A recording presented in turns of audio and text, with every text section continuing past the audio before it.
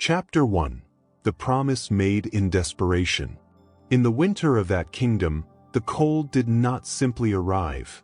It settled. It crept into the seams of doors and the gaps beneath windows, into the cracks of stone walls and the spaces between spoken words. It made people speak faster, as if speed could protect them from the quiet truth of scarcity. It made the river sluggish and the fields pale and the roads harder, as though the world itself had grown cautious. And in that kind of winter, stories grew teeth. The kingdom, though not poor, was anxious.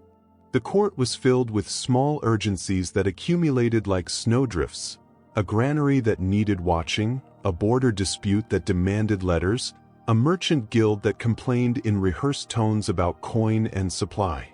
The king listened to all of it with the look of a man trying to keep his hands from shaking. He was not cruel, but he was hungry for certainty. And certainty in winter is expensive. The mill stood beyond the town, near a stand of bare trees that clattered softly in the wind. Its great wheel turned steadily in the river, patient and indifferent to the troubles of men. The miller who owned it was a man of ordinary means and extraordinary insecurity, the sort who believed his worth could be increased by exaggeration. He had a daughter named Elsbeth. Elsbeth was not known for beauty in the dramatic way poets preferred. She did not float through rooms as though the air were devoted to her. She was known, instead, for steadiness, for moving as though she understood the weight of tasks, for watching people carefully and speaking with a calm that made others feel briefly ashamed of their own hurry. She had grown up among grain sacks and flour dust and the constant rhythmic labor of turning wheat into something that could become bread. Her hands were strong. Her mind was practical. Her world was measured in work.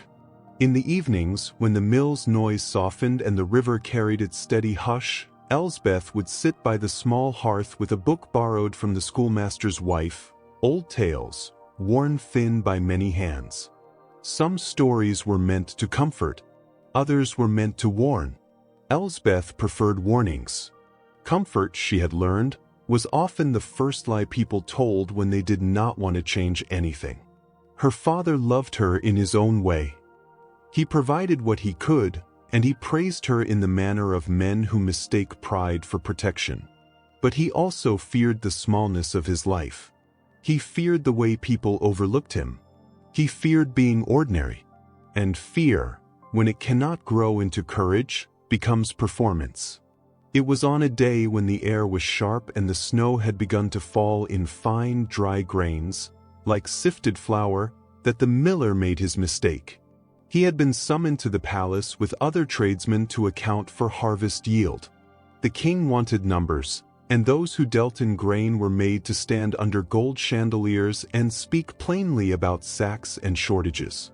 The miller stood among them, stiff and uncomfortable in borrowed finery, his eyes moving constantly, searching for a way to be noticed without being questioned. When it was his turn to speak, he began well enough: yield, storage, expected flour production. The king listened, expression unreadable. Then a courtier, perhaps bored, perhaps amused, asked casually, "And does your mill produce miracles, or only bread?" Laughter, restrained and polished, flickered through the room. The miller felt the heat of humiliation rise into his face. He reached for something to lift himself higher than the room's amusement.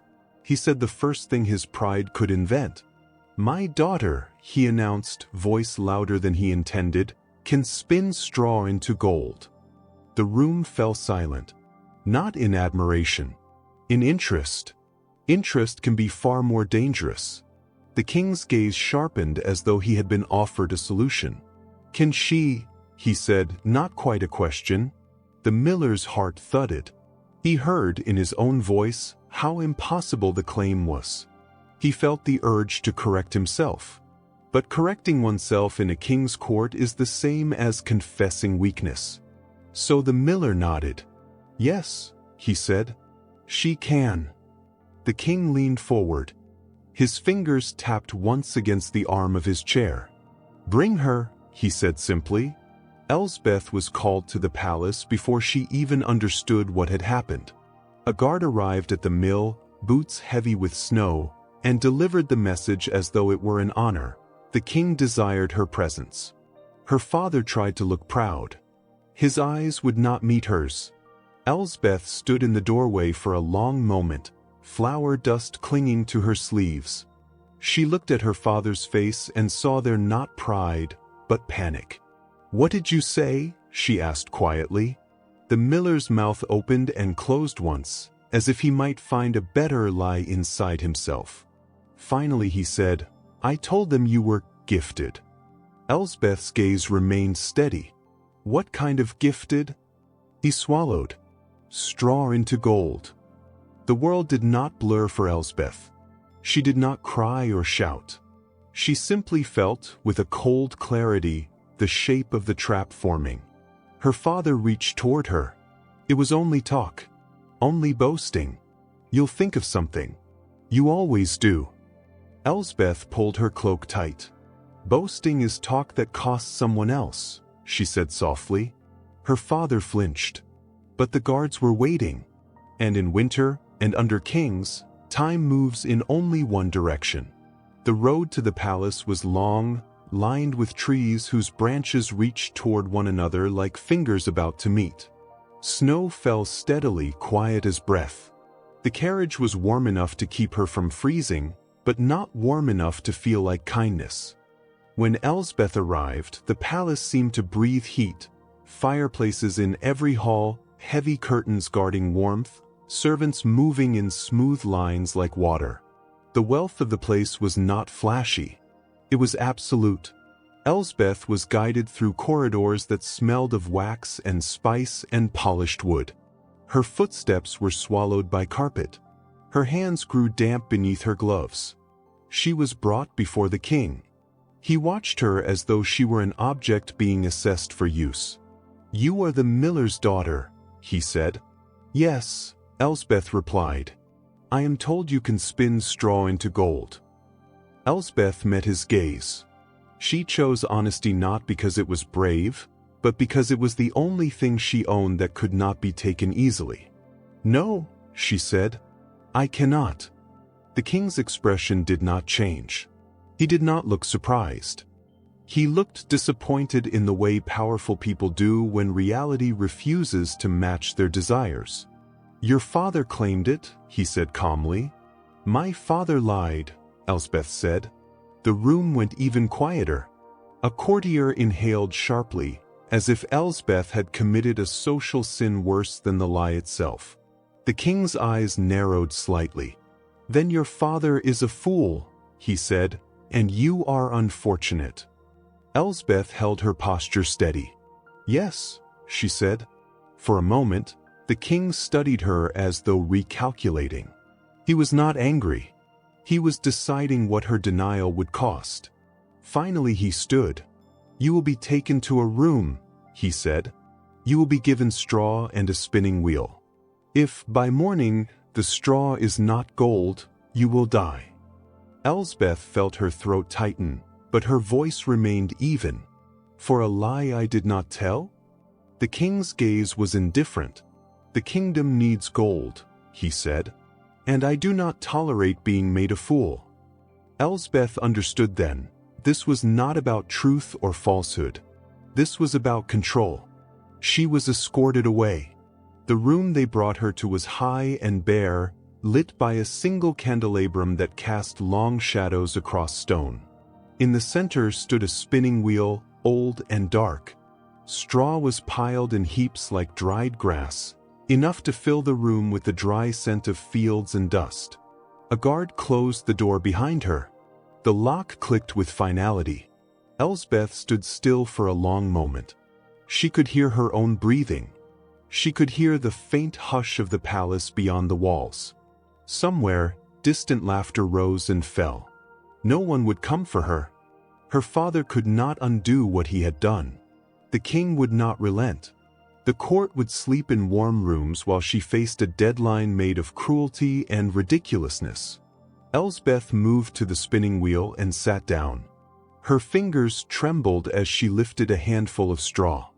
It prickled her skin. It was light, useless, ordinary. She tried anyway. She twisted it, pulled it, attempted to turn it into thread as she had once watched older women do with wool. Straw broke, crumbled, slid through her hands like the world refusing to cooperate. After a while, her hands grew sore. Her throat burned from holding back panic. She stopped. Not because she had surrendered, but because she understood the truth. Effort alone would not save her. In stories, the heroine is rescued by love, by bravery, by a sudden revelation that changes everything. But Elsbeth had read enough old tales to know that in the oldest ones, rescue rarely comes cleanly.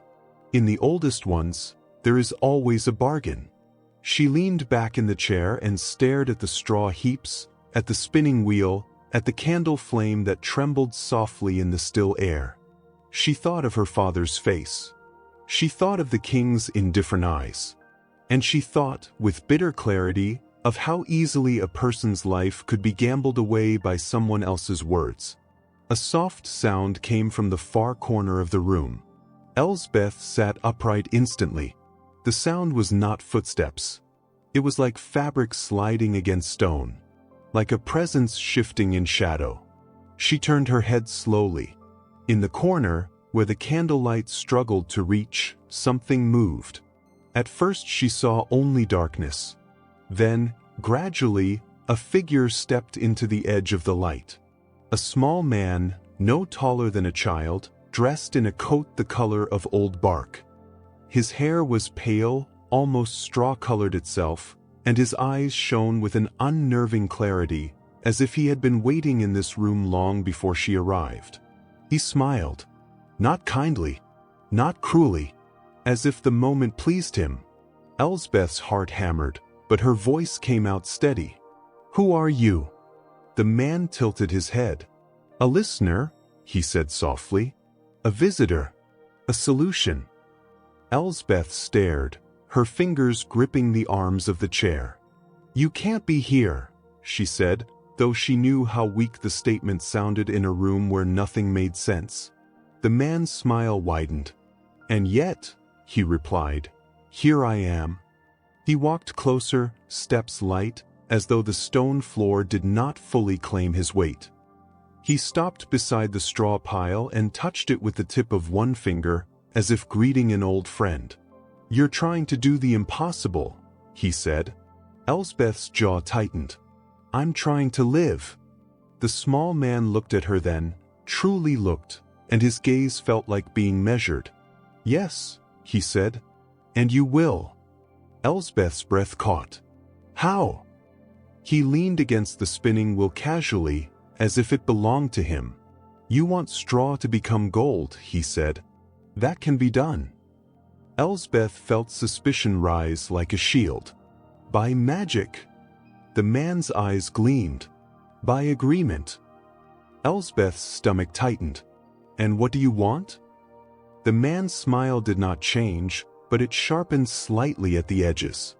"That," he said softly, "is the correct question." He reached into his coat and pulled out something small that glinted in the candlelight. A thin ring, a little necklace, a clasp, it was hard to tell. He let it dangle between his fingers like bait. "A trifle," he said. "Something you can spare."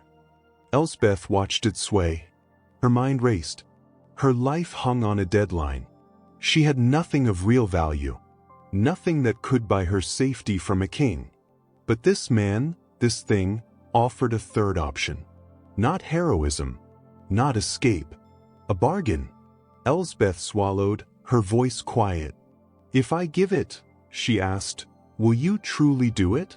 The small man's eyes brightened, as if she had stepped exactly where he wanted her. "I will spin," he said. "All night. Straw into gold. Enough to satisfy a king." Elsbeth's heart pounded.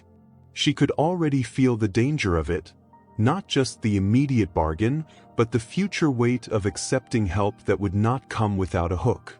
Still, she could see no other path. So she nodded once. "Fine," she said. "Take it." The small man's smile was almost tender now, in a way that made Elsbeth's skin prickle. "Good," he whispered. "You understand how the world works." Elsbeth held his gaze as he pocketed the trinket. The candle flame trembled as if reacting to their agreement. And then, without another word, the small man sat at the spinning wheel, lifted a handful of straw, and began to spin.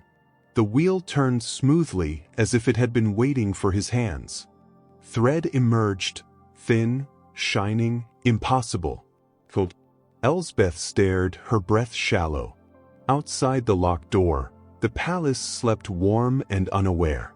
Inside the cold room, a bargain took shape with every turn of the wheel. And Elsbeth realized, with a sudden chill deeper than winter, that this story was not about straw. It was about what a person gives away when they are desperate enough to accept help, and what, eventually, will be demanded in return. Chapter 2: The Man Who Took What Was Offered. The wheel did not slow. That was the first thing Elsbeth noticed. It turned with a steady patience that felt older than the room, older than the palace itself. The small man's hands moved without strain, fingers guiding straw as if it were already meant to become something else. The thread that emerged was not bright in a gaudy way. It glowed softly, the color of candlelight held just long enough to remember warmth. Gold gathered at his feet. Elsbeth did not move. She sat rigid in the chair, her spine straight, her breath shallow, afraid that any sound might break whatever fragile agreement now governed the room.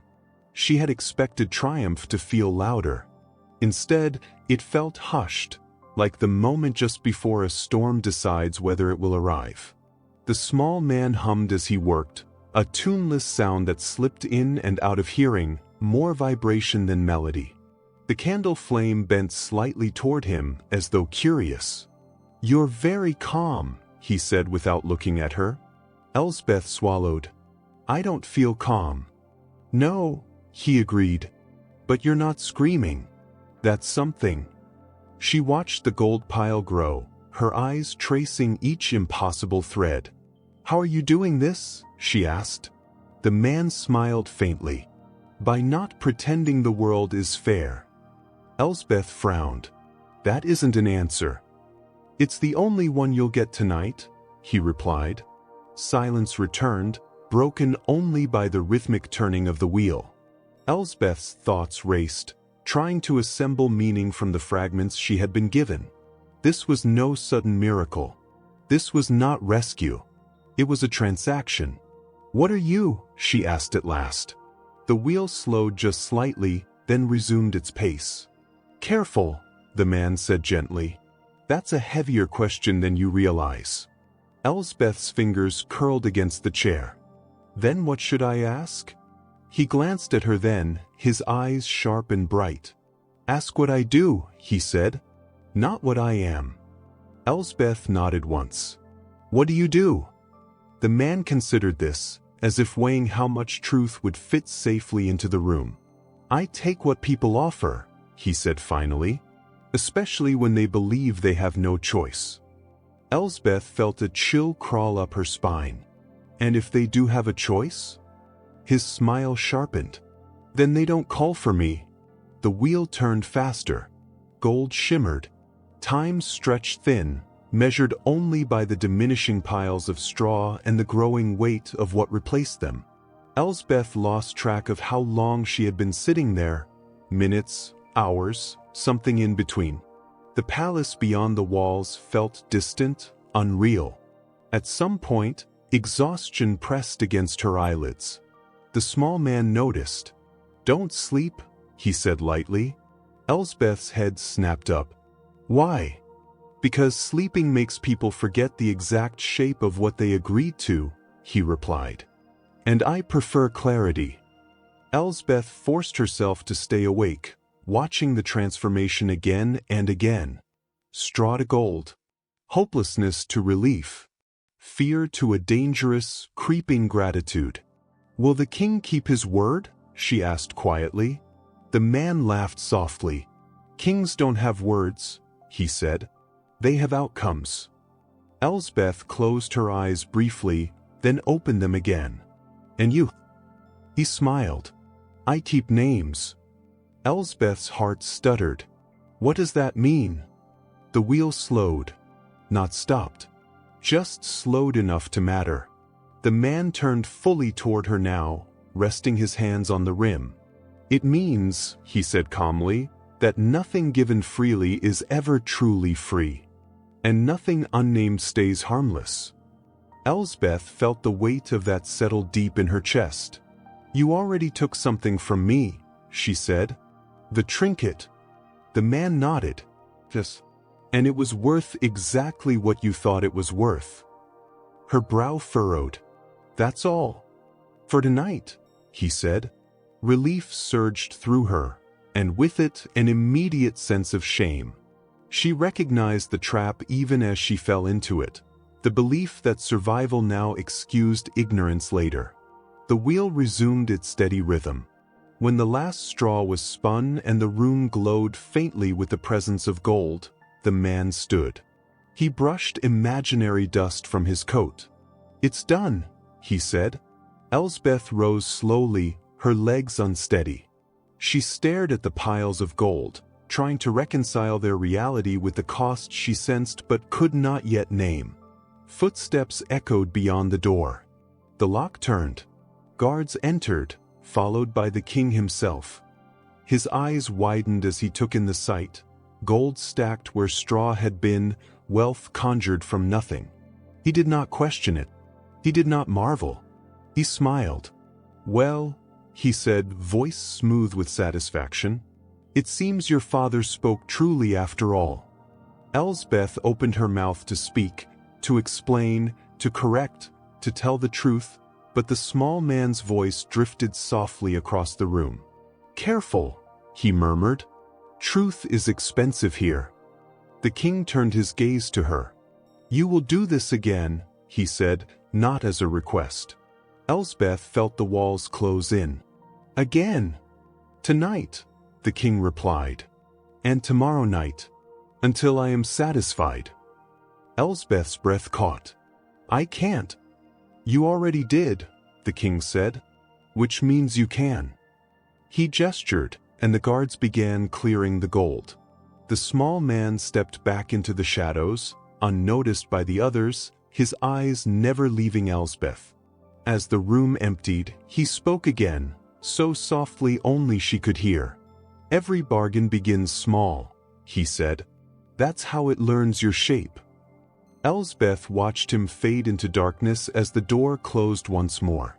She was alone again, but not in the way she had been before. The gold was gone. The wheel remained, and the certainty settled in her bones like cold. This was no longer about survival for one night. This was about how many nights she could endure before the price stopped being negotiable. Somewhere in the palace, the king slept easily. Somewhere in the shadows, the man who took what was offered waited patiently. And Elsbeth sat beside the spinning wheel, understanding at last that the first bargain was never the dangerous one. It was the second, when desperation had already learned the taste of hope.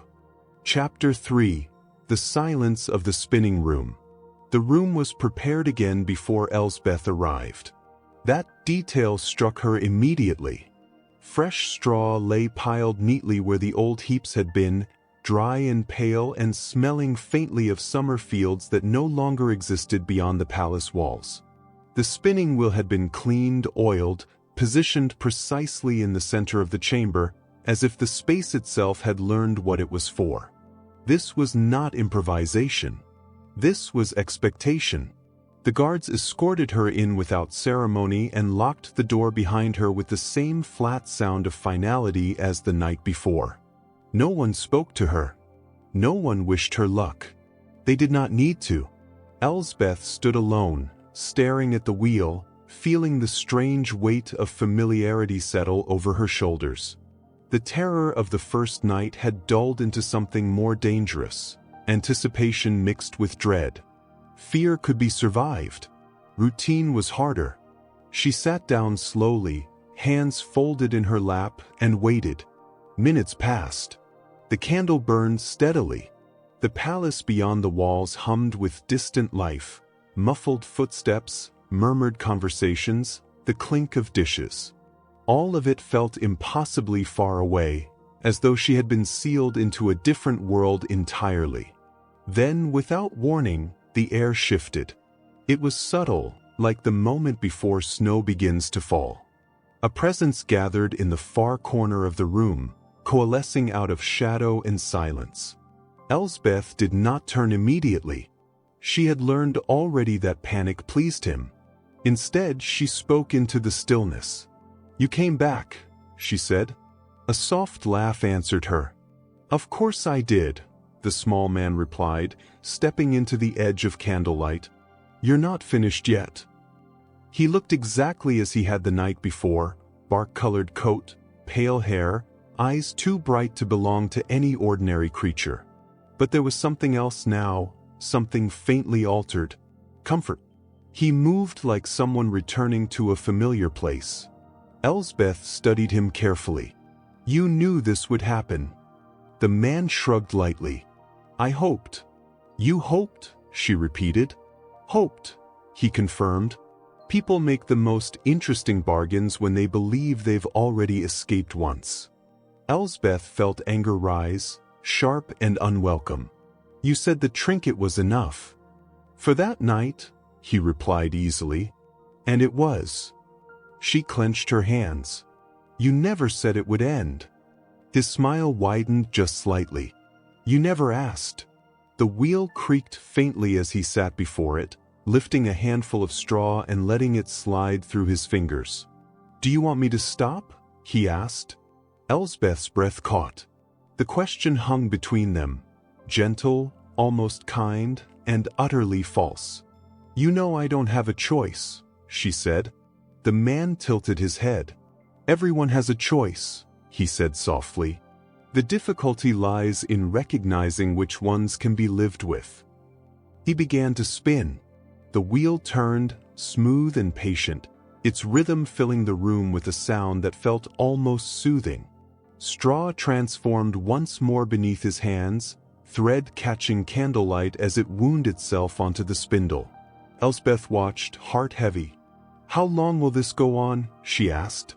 The man did not look at her. "Until the king is satisfied." "And when will that be?" He laughed quietly.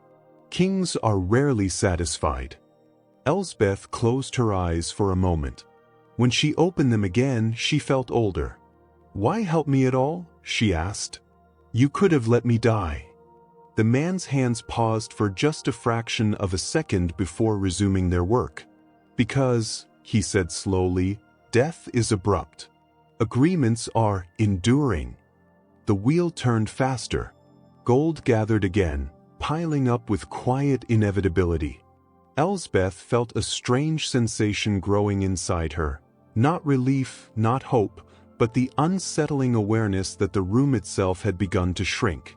Not physically, but psychologically.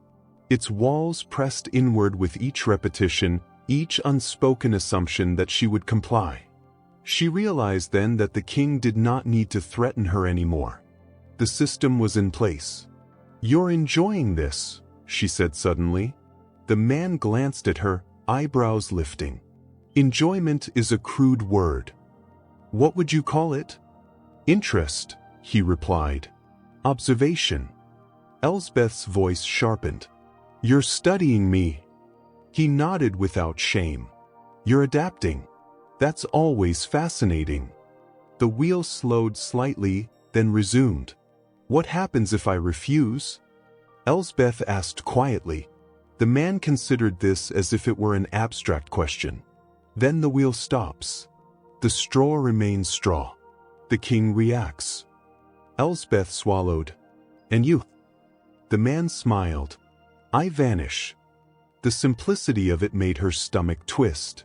"You'd leave me to die," she said. "I'd leave you to choose," he corrected gently. Silence stretched again, broken only by the steady rhythm of spinning.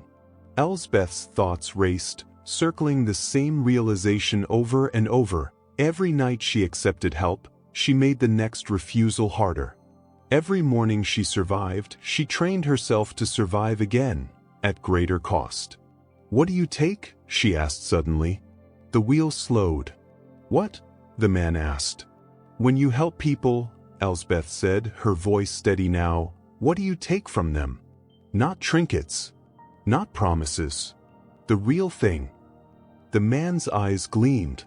"Names?" he said softly. Elsbeth frowned. "Names. Not always spoken," he explained. "Sometimes remembered. Sometimes withheld. Sometimes owed." Her pulse quickened. "And mine?" The wheel stopped. The sudden silence felt immense. The man turned fully toward her, his expression unreadable. "Not yet," he said. "You're still learning what it's worth." Footsteps approached outside the door. The lock turned. Guards entered, followed by the king, his eyes already scanning for gold. Again, the outcome pleased him. Again, he did not ask how. "Tomorrow night," he said, "and the night after that. You will spin until I say otherwise." Elsbeth opened her mouth, then closed it. She understood now that resistance spoken aloud would only hasten her end. Silence had become her shield, and her prison. The king left, the guards followed, and the door closed once more. The small man lingered a moment longer. "You're doing well," he said almost kindly. Elsbeth looked at him with a steadiness that surprised even her. "You're not as free as you pretend." His smile flickered, just once. "Perhaps," he said, "but neither are you." He stepped back into the shadows and vanished.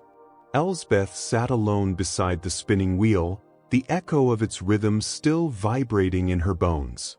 She understood now that the room was not merely a place of labor. It was a place of conditioning. The wheel taught patience. The gold taught dependency. The silence taught obedience. And somewhere beyond the walls of the palace, winter tightened its grip, pressing the kingdom toward deeper hunger and greater need. Elsbeth rested her hands on her knees and breathed slowly, carefully. She did not know how to escape yet, but she knew this. Whatever would free her would not come from strength, or bravery, or magic alone. It would come from the one thing the small man guarded most closely: a name. And she would have to learn how to claim it without ever speaking it aloud. Chapter 4. The Cost of Being Known. By the fourth night, the room no longer felt like a prison. That was the most dangerous change of all. Elsbeth recognized it the moment she stepped inside.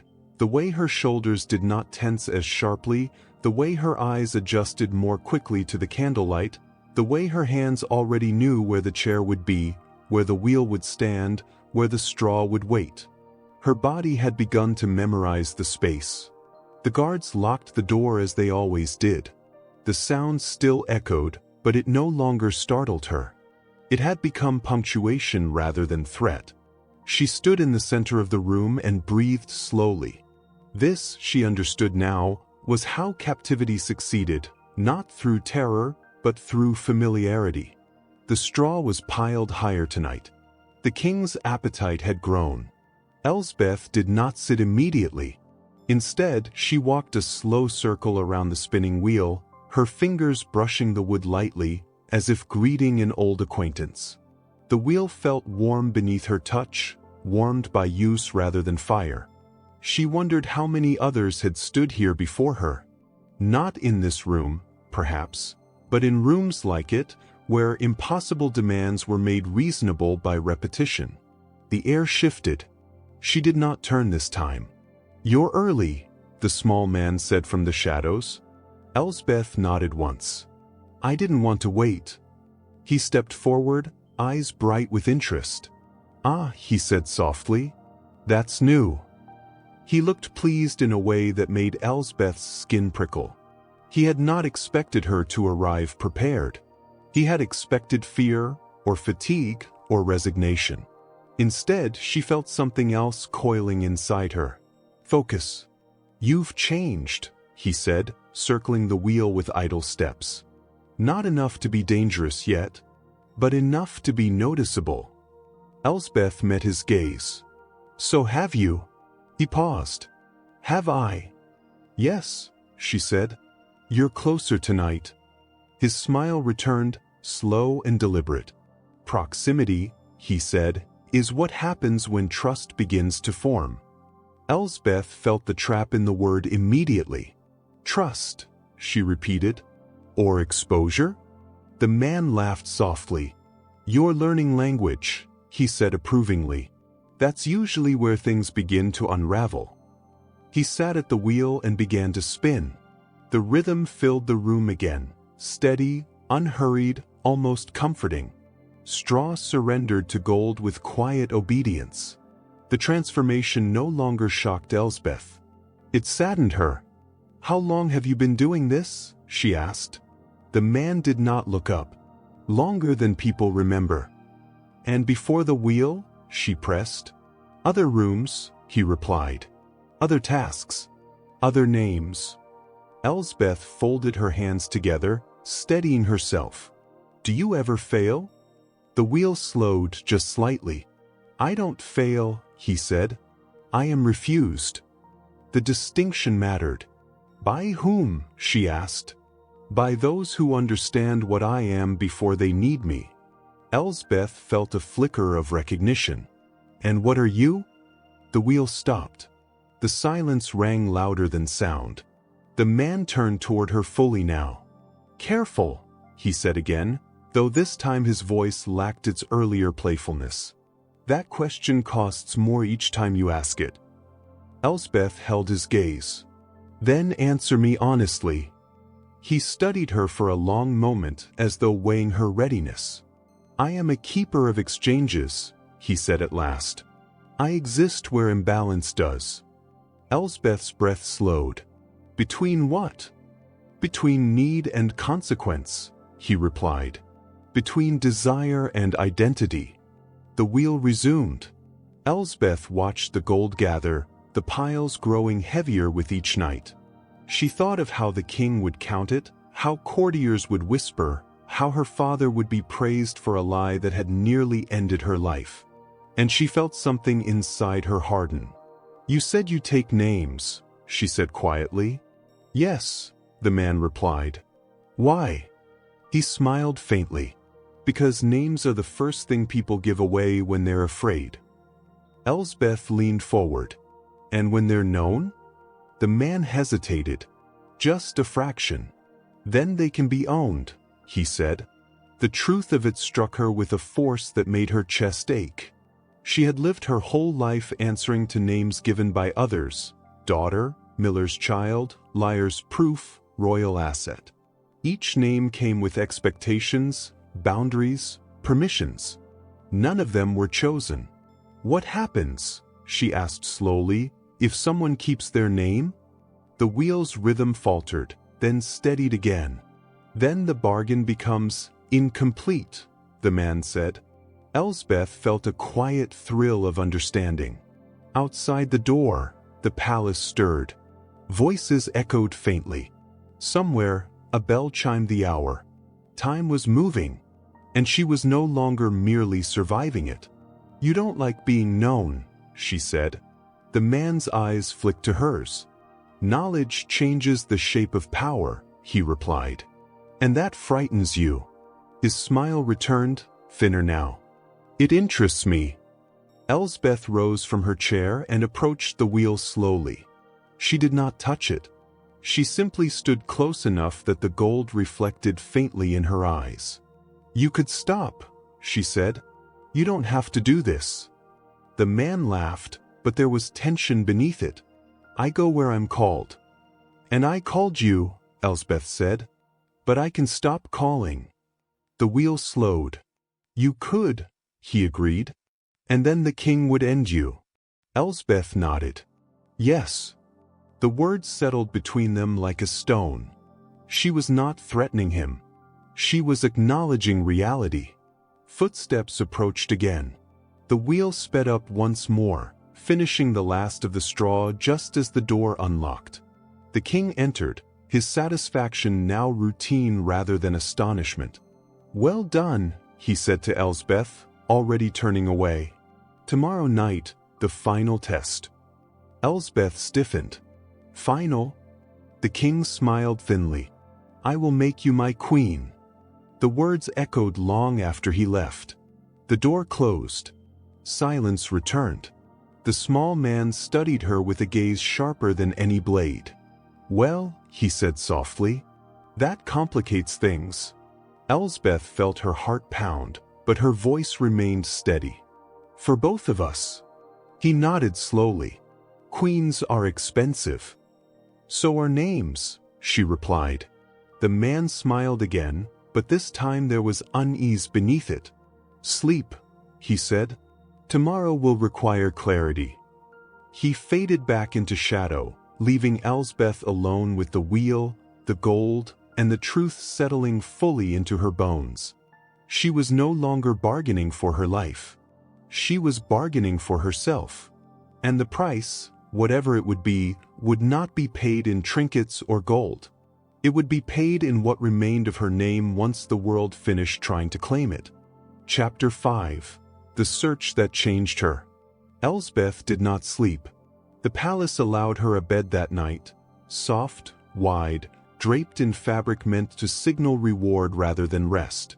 Candles burned low at the edges of the chamber, their light steady and watchful. Servants moved quietly beyond the door, careful not to disturb what they believed was a future queen. But sleep would not come. Not because of fear. Because of clarity. She lay still, staring at the ceiling, replaying the king's words again and again. "I will make you my queen." The promise was meant to sound like salvation. Permanence. A place beyond hunger and threat. It was the reward at the end of endurance. But Elsbeth understood now what queenship would cost her.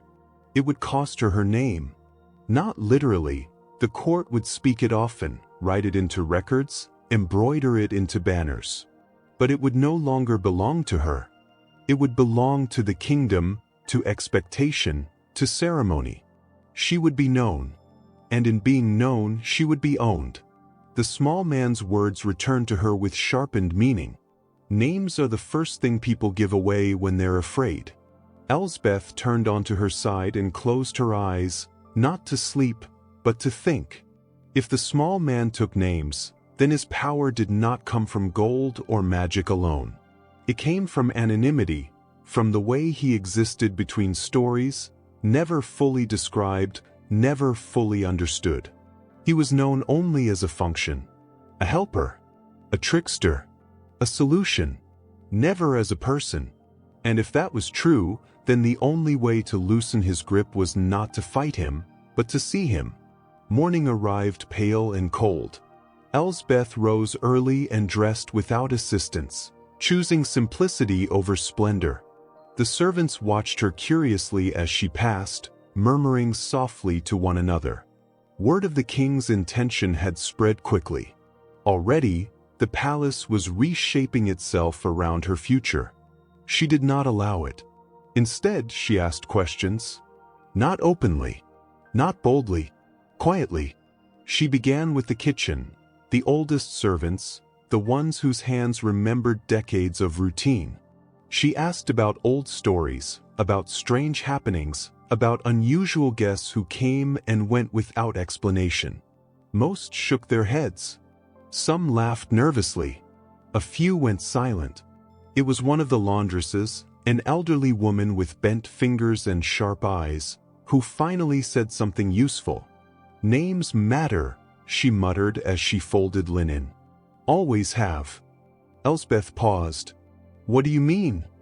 The woman glanced around, then lowered her voice. "They're old stories," she said, "about a little man who helps when help is too costly. He takes payment that doesn't feel like payment at the time." Elsbeth's heart steadied. "Do the stories give him a name?" The woman hesitated. "Names change," she said. "That's how they survive." Elsbeth thanked her and moved on. She went to the archives next, dusty rooms few courtiers bothered with, lined with records that smelled of parchment and time. A young scribe looked startled to see her but did not refuse her entry. She searched old accounts of unusual expenditures, unexplained wealth, sudden rises in fortune. Patterns emerged. Always winter. Always desperation. Always silence afterward. And always, somewhere near the margin of the page, a note written in a different hand. Assistance rendered. Elsbeth copied dates, places, fragments of rumor. She realized she was not searching for gold. She was searching for repetition. The small man thrived on predictability, on people responding the same way, making the same bargains, forgetting the same lessons. She would not give him that. That afternoon, the king summoned her. He spoke of dresses, of coronations, of alliances. He spoke of children as though they were a future certainty rather than a possibility. Elsbeth listened politely. She agreed to nothing. That night, she was returned to the spinning room. The straw was piled higher than ever before. The wheel gleamed in the candlelight. The room felt tighter now, not because it had changed, but because Elsbeth had. The air shifted. The small man appeared without ceremony, stepping into the light as though he had been there all along. "You're late," he said. "I was busy," Elsbeth replied. He smiled. "Preparing to be a queen?" She met his gaze. "Preparing to be myself." Something flickered across his face, irritation, perhaps, or something close to concern. He sat at the wheel and began to spin.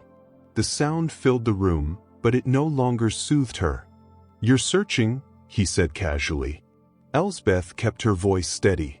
"So are you." The wheel slowed. "What do you think you'll find?" he asked. "A name," she said. Silence dropped like a curtain. The wheel stopped entirely. The small man looked at her with an expression she had not seen before. "Alarm. That's dangerous," he said softly. "So is anonymity," Elsbeth replied. The candle flame trembled. "You won't like what you uncover," he warned. Elsbeth stepped closer. "I don't need to like it. I need to understand it." The small man's voice sharpened. "Names bind." "So do bargains," she said. They stood facing each other, the spinning wheel silent between them. For the first time since he had appeared, the small man looked uncertain. "You think knowing my name will free you," he said. "I think not knowing it keeps you safe," Elsbeth replied. His smile returned, brittle now. "You're changing the terms." "I never agreed to stop thinking," she said. Footsteps echoed outside the door. The king was coming. The small man glanced toward the sound, then back at Elsbeth. "You're running out of time," he said. Elsbeth nodded. "So are you." The wheel began to turn again, but slower now, as though resisting its own motion. Gold formed reluctantly, its glow duller than before. Elsbeth watched it happen and felt no relief, only resolve. Because she understood now what the final night would demand. Not courage, not cleverness, but the willingness to speak a name aloud and accept everything that followed. And as the door unlocked and the king entered once more, Elsbeth stood taller than she ever had before, carrying with her a truth sharper than any blade. The bargain was no longer about saving her life. It was about deciding who would own it when the gold stopped shining. And tomorrow night, she would not spin. She would speak. Chapter 6, The Name That Freed Them Both. The final night arrived without ceremony. There were no guards escorting Elsbeth to the spinning room this time. No formal announcement. No audience waiting behind locked doors. The palace moved around her with a quiet reverence, as if the stone itself sensed that something was about to end. The straw was already waiting. It filled the room higher than it ever had before, piled so deeply that it nearly brushed the iron spokes of the spinning wheel. The candlelight struggled to reach the corners now, swallowed by the pale, brittle mass. Elsbeth closed the door herself. The sound echoed once, then faded. She stood alone for a long moment, breathing slowly, feeling the shape of the night settle around her. This room had taught her endurance. It had taught her silence. It had taught her how easily survival could be mistaken for consent. Tonight, it would teach her how endings worked. The air shifted. Not abruptly. Not theatrically. The small man appeared near the wheel, exactly where he always did, as if summoned by habit rather than magic. His coat looked darker tonight, his pale hair less bright in the candlelight. His eyes, though still sharp, carried a flicker of something unfamiliar. Caution. You didn't sit, he observed. Elsbeth shook her head. I won't be staying. He smiled thinly. You say that now. I mean it, she replied. The wheel creaked as he rested his hand against it. The king expects gold by morning. Elsbeth met his gaze steadily. The king expects obedience. He always has. The small man studied her carefully, as though reassessing something he had long taken for granted. You could still bargain, he said. One last exchange. Your safety. Your crown. Your life. Elsbeth's voice remained calm. At the cost of what? His eyes glinted. You already know. She nodded. Yes, I do. Silence stretched between them, thicker than before. You've been searching for me, he said finally. Yes. And you think you've found what you need? I have, she replied. The small man's fingers tightened on the wheel. Names are not keys, he said quietly. They don't open doors. They close them. Elsbeth stepped closer. The straw rustled beneath her feet. That's why you guard yours so carefully, she said. His smile flickered. I guard nothing. You hide, she corrected gently, because being named would fix you in place. It would make you answerable. The candle flame wavered. You think knowing my name gives you power, he said. Elsbeth shook her head. No, it gives you limits. The wheel did not turn. The straw remained straw. For the first time since she had entered this room, the magic did not respond. The small man exhaled slowly. You're changing the story, he said. That's what stories are for, Elsbeth replied. Footsteps echoed faintly outside the door. The king was approaching. The small man glanced toward the sound, then back at her. Once spoken, he said softly, a name cannot be taken back. Elsbeth nodded. Neither can a life given away piece by piece. The door unlocked. The king entered, his expression already hardened by expectation. He stopped short when he saw the straw untouched, the wheel still. What is this? He demanded. Elsbeth did not look at him. She kept her eyes on the small man. There will be no gold tonight, she said calmly. The king's face darkened. You dare. I dare to end this, she said, finally turning to face him. There is no gold because the price has come due. The king scoffed. You think riddles will save you? Elsbeth inhaled slowly. She spoke clearly. She spoke deliberately. She spoke the name. The sound of it did not thunder. It did not shatter the room. It landed softly, like a word finally set down after being carried too long. The small man flinched. Not violently. Not dramatically. As if something invisible had tightened around him. The candle flame steadied. The wheel went completely still. The air changed, not colder, not warmer, but honest. The small man closed his eyes. For a long moment, no one moved. Then he opened them again, and when he spoke, his voice was quieter than Elsbeth had ever heard it. That name, he said, was never meant to be spoken. Elsbeth met his gaze. Neither was mine, she replied. Until I learned how. The king stared between them, confusion and anger warring across his face. What trickery is this? He demanded. There is no trick, Elsbeth said. Only an end to one. She turned fully toward the small man now. You helped me survive, she said. And you taught me something valuable. His smile was faint, weary. I did, he agreed. You taught me that bargains built on fear always collapse, she continued. Because fear forgets what it gives away. The small man nodded slowly. And courage remembers. The straw around them shuddered, not transforming, but loosening, losing its tension, its expectation. The king took a step back. This is nonsense, he said. Guards. But no guards came. The room no longer obeyed him. Elsbeth felt something release, not magic exactly, but pressure. The constant, quiet demand that she become something for someone else loosened its grip.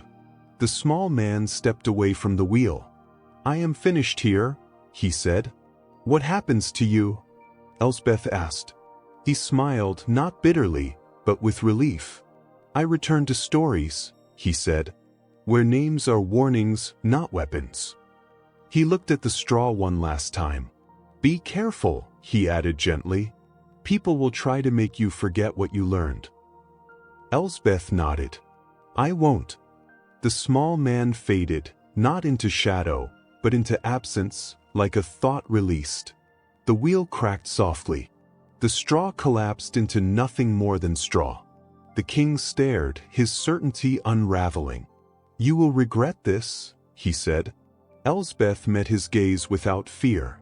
Perhaps, she said, but it will be my regret. She turned and walked past him. No one stopped her. Outside, winter waited, cold, sharp, real. The air burned her lungs as she stepped into it, but she welcomed the pain. It reminded her she was still choosing. Behind her, the palace stood silent, heavy with the gold it no longer controlled. Elsbeth did not look back. She walked until the towers faded behind trees, until the road turned to earth, until the only sound was her own breath and the soft crunch of snow beneath her feet. The world was uncertain again, but it was wide. And for the first time since her father had spoken a lie that nearly ended her life, Elsbeth carried something no bargain could take from her. Her name, fully, finally, her own.